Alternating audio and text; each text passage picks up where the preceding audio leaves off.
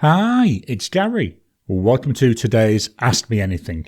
So 3 questions. Let's kick off with the first one. How did you get into fountain pens? Interesting question this. Simple answer is it was at school. We had a teacher, the history teacher, wanted everyone to use fountain pens, so we had to use fountain pens in his class. And to be honest, that was it. That's how I got in. And ever since then, I'd been using fountain pens, always had one around, inked up, not using it really consistently though, and that went on for a lot of years. Then about 4 or 5 years ago, back in 2020, I thought, let's try a couple of different pens. So I bought myself a Pilot Metropolitan. Quite liked it. It was a bit on the small side, but it was all right. But it opened up a whole can of worms. So I started and I found some YouTube channels which looked at pens, watching those, thinking, oh, that looks nice. So it really kicked off from there. And then up till now where I've got about 195 pens. So my collection has outgrown. And to be honest, it was that which really got me back into fountain pens, really. And certainly the other thing it got me into is the inks, the various inks, because up till then, I'd only ever used Pilot Blue or Pilot Black. So yeah, that's what got me into fountain pens. Question 2.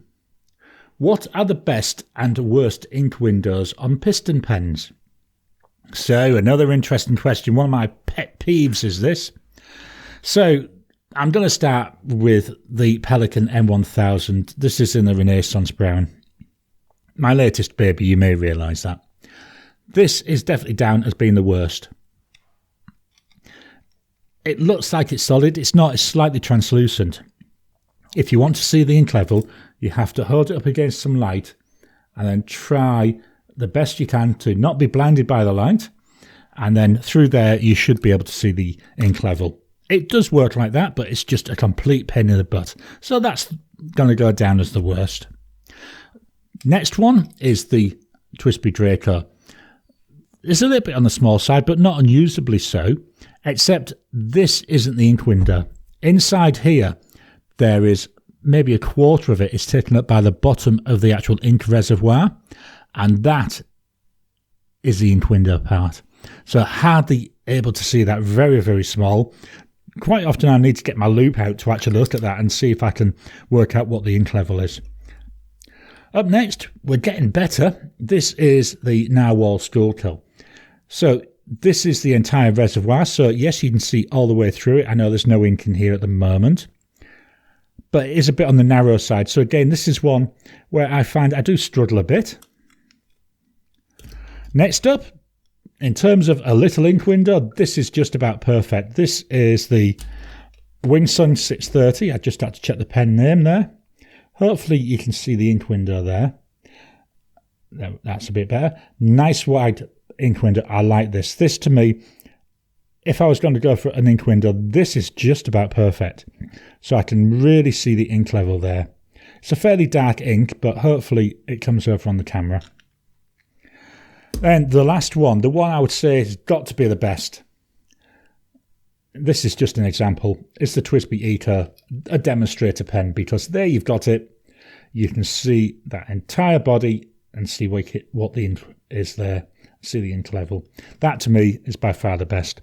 So I hope that that's answered that question. Question number 3. Any humorous experiences with fountain pens? Not really. I mean, we've all had the things where you end up stabbing yourself with a pen and you get a little bit of blue under your skin and hopefully it comes off. We've all had the experiences where your fingers end up covered in ink. Look at that. There we are. There's today's fingers with ink.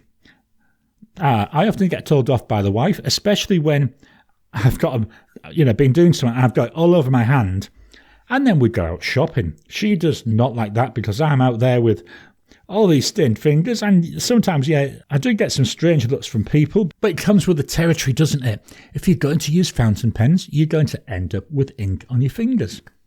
So not really any humorous ones other than that. So they're the 3 questions for this month. If you've got any questions you want answered, please either drop them in the comments, send them to me in Discord, send them to me on one of my other videos. I'm running low now on questions, so I'd love any questions you've got. So thank you all for your time, and I'll talk to you again soon.